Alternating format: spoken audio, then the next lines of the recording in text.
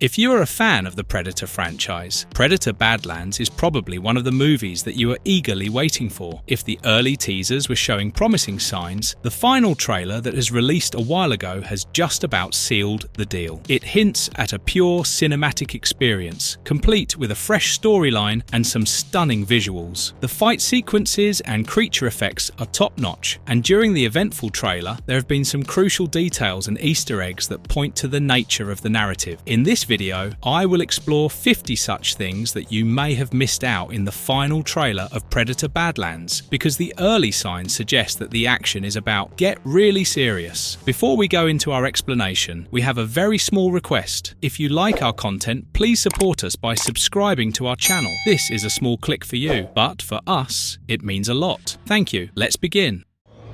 Welcome to the most dangerous planet in the universe.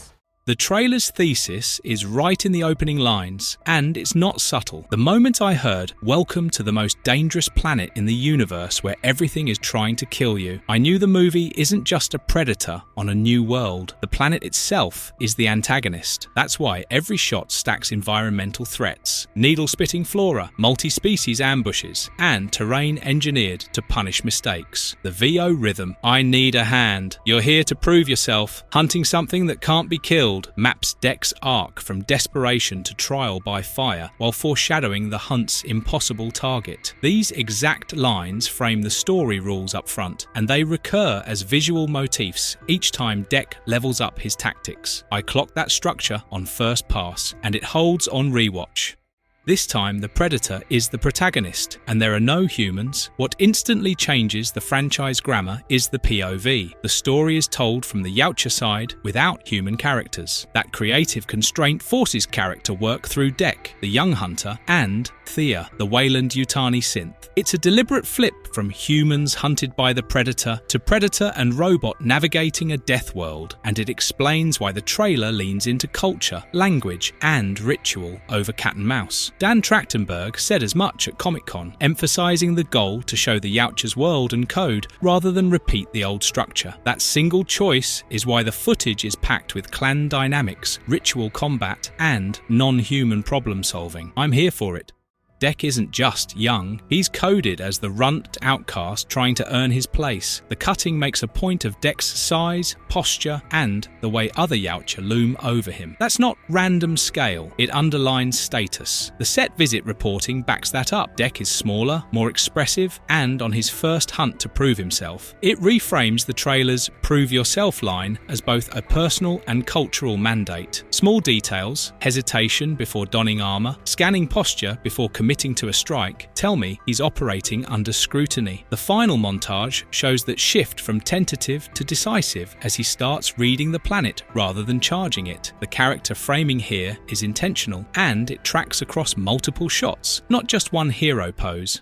The giant octopus creature connects to alien Earth. I was immediately fascinated by the massive tentacled creature swinging through the alien forest in Predator-Badlands' final trailer. This creature bears a striking resemblance to the Teosella species from alien Earth, but it's significantly larger and more menacing. The Teosellus, known for its eerie eyeballs on tentacles, is a small but terrifying alien species hunted by Weyland-Yutani for its unique biologics. Here, the creature in Predator-Badlands seems like an evolved or related form, blending familiarity with an imposing new scale that makes it one of the deadliest denizens of the death planet Jenna. What really caught my attention is the implication this connection has for both the Predator and Alien franchises. Seeing these similar tentacled creatures hints that they may share a common evolutionary lineage or bioengineering origin within the universe's lore. The fact that the creature exists on a totally different and distant planet from alien Earths showcases a broader universe where Weyland-Yutani or ancient species might have seeded these organisms across star systems.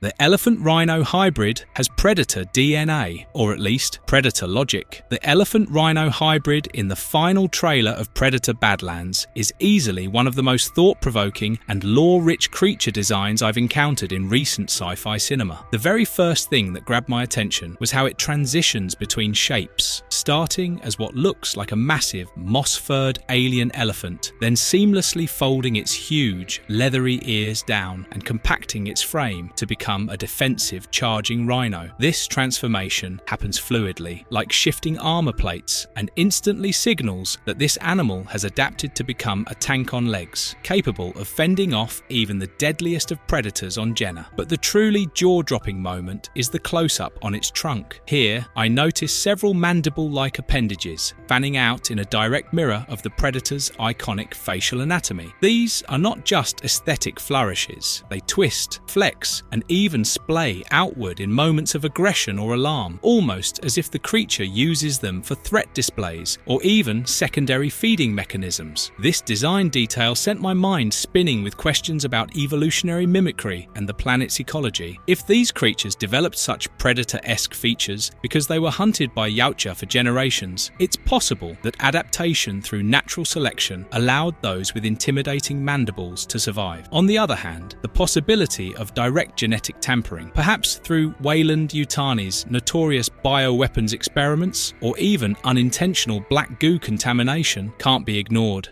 Deck's chipped mandible reveals his combat history. Deck's chipped mandible is one of those blink-and-miss-it details in the final trailer that instantly communicates volumes about his backstory, personality, and the very culture he comes from. The chip sits low on his left jaw, jagged and obvious enough that it's clearly not some old, healed-over scar, but a fresh wound from a hard impact in combat. For a predator whose mandibles are essential tools not just for eating and speaking, but also for fighting and intimidation, damage like this is a mark of both honor and vulnerability. It tells me that even though Deck is billed as an outcast facing his first official hunt, he's absolutely no stranger to violence or pain. What's even more intriguing is the family dynamic that surrounds this feature. From what I've seen in the trailer, the tension between Deck and his brother is almost palpable. The sidelong glances, the unspoken rivalry, the moments where they size each other up in the background of battle.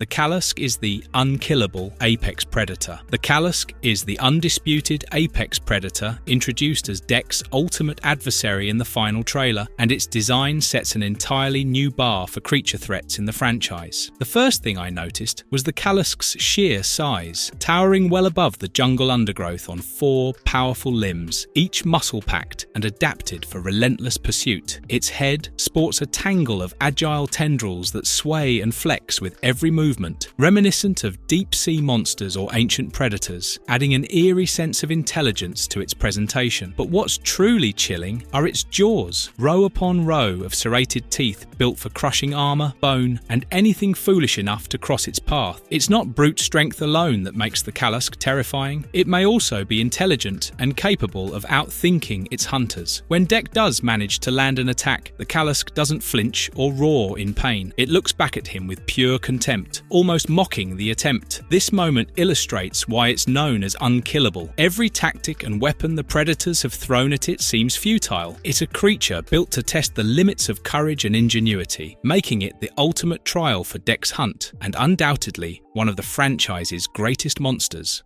Those 2 masked yautja aren't randoms. They signal family hierarchy, father and brother. You can see 2 different armor silhouettes, extra-wide shoulder plates versus antlered headgear. The antlered helm presumably belongs to Najor, Deck's father, and the broader-shouldered look tags Quay, Deck's older brother. The trailer flashes them fighting, which reads as a ritualized reckoning rather than a brawl. That's classic rite of passage staging. The clan head enforces standards. The elder sibling is the benchmark and enforcer. The name Najor has shown up in official event materials and respected franchise outlets, which matches the father labeling I've seen. So I'm not treating that as a fan guess. It matters because Deck's drive isn't just survival, it's acceptance.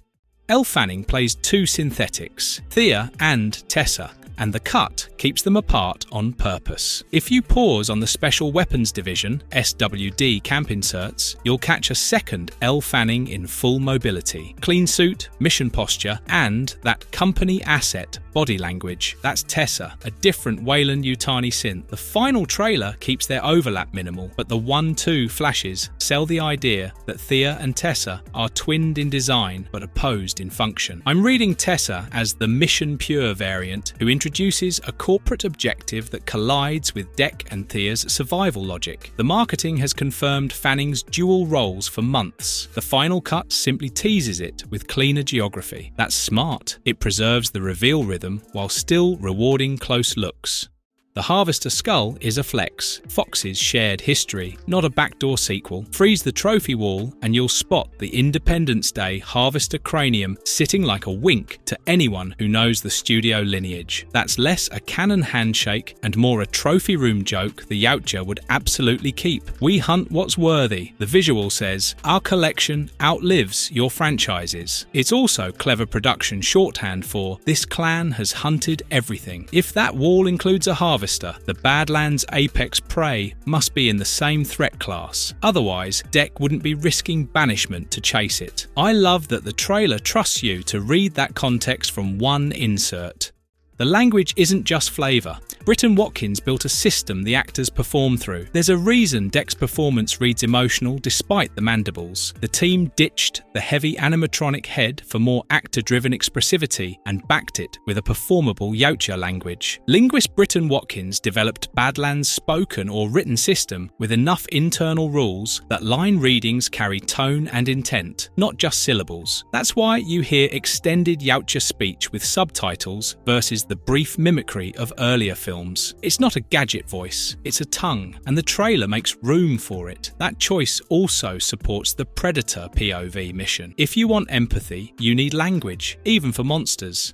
Dec's head and crest design is youthful on purpose. Fewer dreads, more face equals more character. The appearance of the Predator is quite unique, and it is purposely done that way. The headpiece lets Demetrius Schuster Kolomatangi drive micro-expressions. Jaw set before a charge, nostril flare when he clocks a scent, eyeline hesitation while he triangulates the beast. It also visually codes youth. Elders get heavier crests, bulkier ornamentation. In motion, it reads great. Dec's face sells fear recalibrated to resolve, and that's the heartbeat of this trailer. The set visit notes reinforce that this is the most expressive Predator performance in the series so far.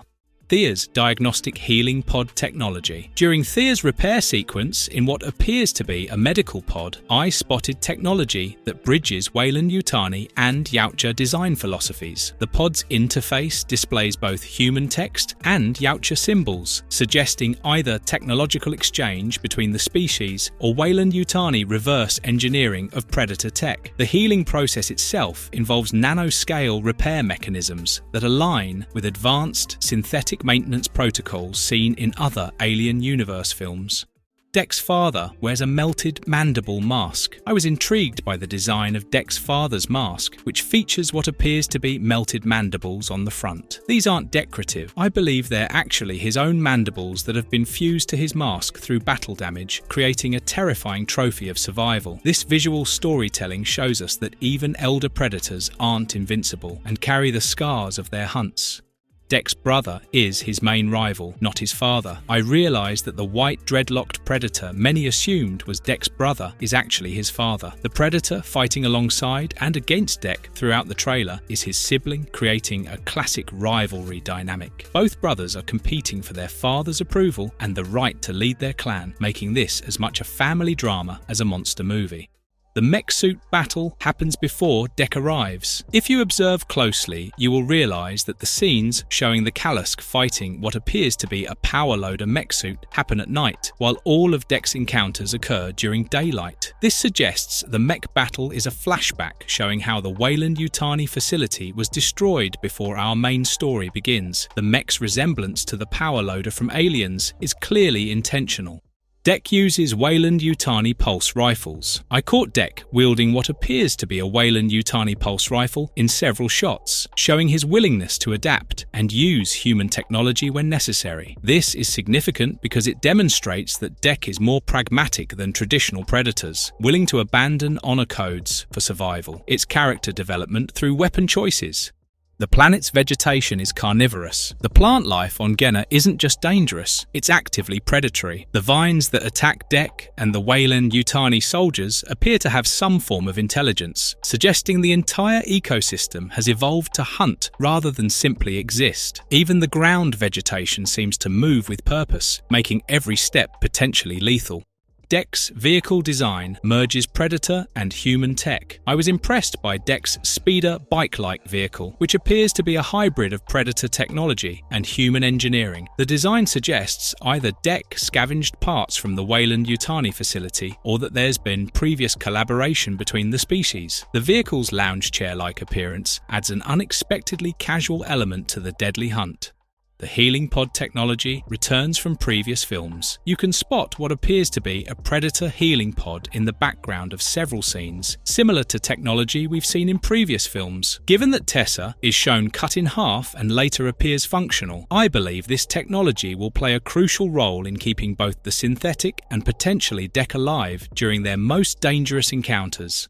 Dek's first hunt is actually an exile. I understood from the family dynamics shown that this isn't truly Dek's voluntary first hunt, it's essentially an exile. His father is banishing both sons to prove themselves or die trying, which explains Dek's anger in the opening scene. He's not just hunting for honor, he's fighting for the right to return home and be accepted by his clan.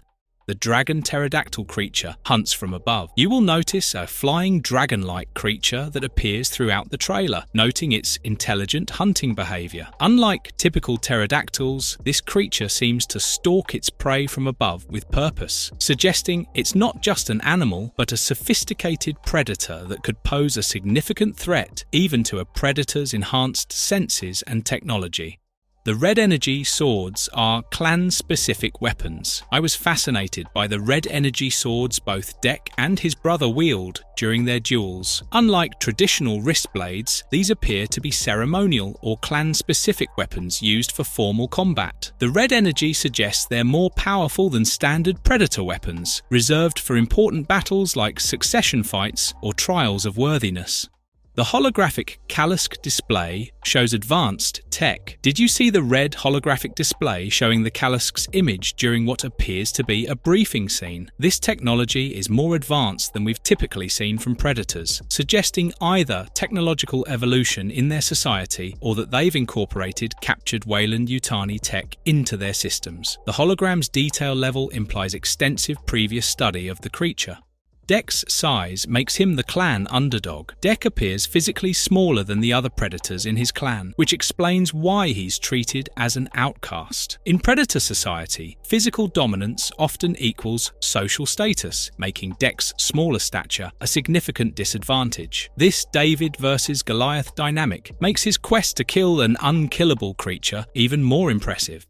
The exploding spore pods connect to Alien Covenant. The spore pods in the final trailer of Predator-Badlands grabbed my attention instantly for how much they echoed the infamous pathogen spores seen in Alien Covenant. These pods start as innocuous, spiky alien growths camouflaged amid the hostile flora of planet Genna. But when triggered, usually by proximity, they explode in an eruption of black, writhing tendrils and noxious vapor. The black substance that emerges looks eerily similar to the mutagenic black goo from the Alien prequels, suggesting a direct nod to the engineers and their legacy of biological experimentation. What makes these spore pods so unsettling is the implication that the ecosystem of Genna may not be naturally evolved at all. Instead, it could be a product of off-world tampering, possibly by the engineers or another offshoot civilization. The pods could function as both defense mechanisms for the planet and bioweapons, capable of mutating, infecting, infecting, or even outright killing any living thing unlucky enough to set them off. This environmental hazard connects the world of Predator directly to alien lore, as the Black Goo's legacy is one of chaos, death, and forced evolution across worlds. Watching these pods detonate around Dek and other characters, I feel there's an unspoken threat that something even more horrific than the Callusk could emerge if the pod's mutations spiral out of control. The trailer subtly weaves together the mythologies of both Alien and Predator, hinting that the Engineer's shadow still haunts the most dangerous corners of the galaxy.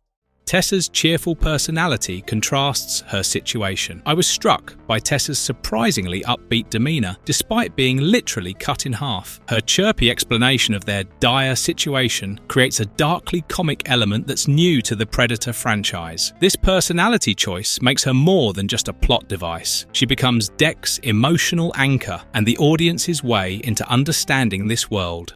The Sandstorm Battle features advanced choreography. One thing that really impressed me about the trailer was the sandstorm battle sequence between Dek and what appears to be his father. The environmental conditions create a visual spectacle while also serving a narrative purpose. The sandstorm levels the playing field between the experienced elder and the young challenger. The practical effects work creates an otherworldly combat environment. Tessa's Weyland-Yutani Bioweapons Division origin. Tessa comes from Weyland-Yutani's Bioweapons Division, which explains her knowledge of dangerous creatures and survival tactics. This background makes her an invaluable ally for Dek, as she understands both the corporate motivations behind the facility and the biological threats they'll face. Her expertise in weaponized biology could be key to understanding the Callusk. Dek's emotional range breaks Predator stereotypes. I was rather impressed by the emotional complexity Dek displays throughout the trailer. We see shock, despair, anger, determination, and what appears to be genuine affection for Tessa. This emotional range breaks away from the stoic warrior stereotype typically associated with Predators, making him a more relatable and complex protagonist than we've seen before in the franchise. Dek's father uses banishment as a teaching tool. If you come to think of it, Dek's father isn't just punishing his sons. He's using banishment as an extreme form of education. By forcing them to survive on the most dangerous planet in the universe, he's ensuring that whoever returns will be truly worthy of leadership. It's brutal parenting that reflects Predator cultural values about strength and worthiness.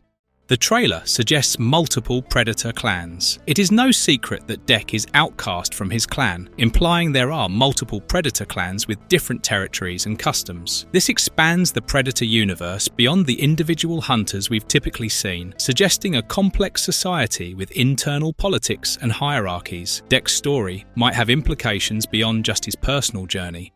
The Callusk's unimpressed reaction shows arrogance. I love the moment where Dek slices the Callusk's stomach and the creature just looks back at him with what appears to be contempt rather than pain. This reaction shows the creature's incredible durability, but also suggests it has enough intelligence to feel insulted by Dek's attack. That combination of toughness and arrogance makes it a perfect antagonist.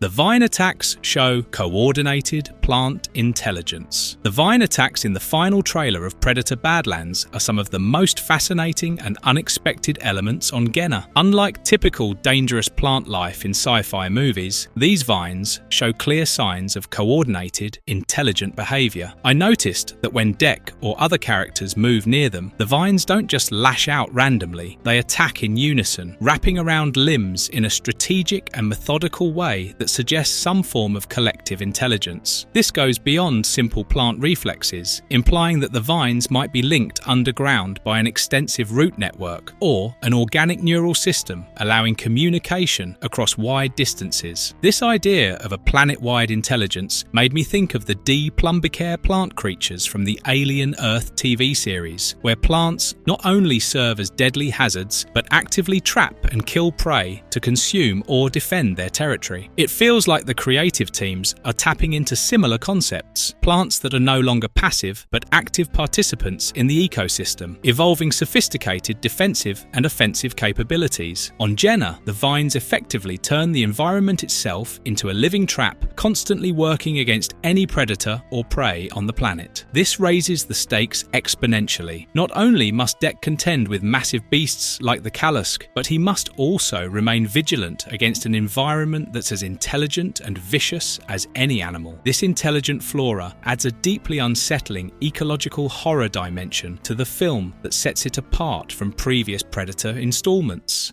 The jungle swinging sequence homages multiple franchises. You will realise that Deck's tree swinging sequence with Tessa on his back deliberately echoes both Tarzan and Planet of the Apes imagery. Since 20th Century Studios owns Planet of the Apes, this could be subtle cross-franchise referencing or even hint at potential future crossovers. The sequence also shows Deck's adaptability to different environments and combat situations. However, this is not the first we are seeing a Yautja hopping the trees like this. It has been done many times Predator-based games and movies. The environmental storytelling reveals facility history. I noticed that the scattered Weyland-Yutani equipment and facility ruins tell a story without dialogue. The positioning and damage patterns suggest a catastrophic attack that overwhelmed the facility's defenses quickly. The environmental storytelling implies this wasn't just monster attacks, but possibly coordinated assault, raising questions about the creature's intelligence levels. The practical effects work enhances emotional connection. I was impressed by the practical effects work on Deck's facial expressions and mouth movements. The ability to see genuine emotion through the Predator's facial features creates an unprecedented connection between audience and character. This technical achievement is crucial for making Deck a sympathetic protagonist rather than just a monster we're following. The film promises to redefine the Predator franchise. I realised that everything shown in this final trailer points to Predator-Badlands being a complete reinvention of the franchise. By making the Predator the protagonist, introducing complex family dynamics, incorporating alien universe connections, and creating genuinely sympathetic character relationships, this film appears ready to do for Predator what Logan did for Wolverine: transform a feared icon into a complex, relatable character worthy of our emotional investment. Marvelous verdict. The movie might be one of the franchise's finest. Yes, I know you are already frowning at such tall claims, especially because we have only seen the trailer so far. Also, the Predator franchise has some of the cult classics that can hardly be dethroned. But, all said and done, there is something refreshingly different about this upcoming project that makes me so hopeful. The whole new perspective, the dive into deeper Predator lore, the story of honour and self-worth, they all point to a classic. And, given the track record of the director, I am quite confident that the movie will take its place as one of the franchise's finest works. Do let me know in the comments below what you think of the final trailer of Predator-Badlands, and also share your views on the major and minute details that I have explored in this video. And if you liked our content, don't forget to leave a like and subscribe to us if you haven't already. Have a good one and be safe. Thanks everyone.